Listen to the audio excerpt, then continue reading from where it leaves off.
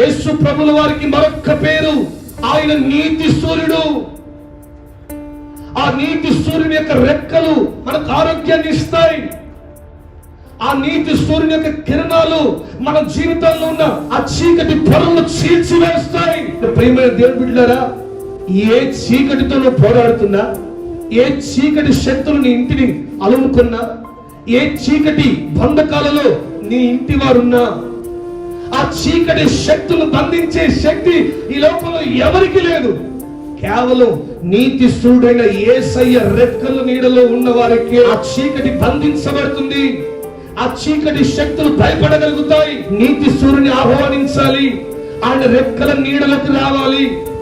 ఆ నీతి సూర్యుని యొక్క వెలుగు మన ఇంటి మీద, మన జీవితం మీద, మన కుటుంబం మీద, మన చేతి పనుల మీద ప్రకాశిస్తేనే తప్ప ఈ చీకటి కార్యాల నుంచి, చీకటి క్రియల నుంచి, చీకటి శక్తుల నుంచి విడుదల పొందలేం.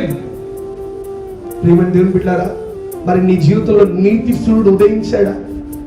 మందిరానికి వస్తున్నావు, ప్రార్థనలో ఉంటున్నావు, ఆ నీతి సూర్యుని రెక్కల నీడలో నీ కుటుంబం ఉందా? నీ కుటుంబం కప్పబడిందా?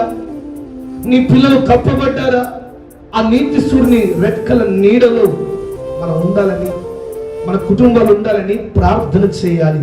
హల్లెలూయా.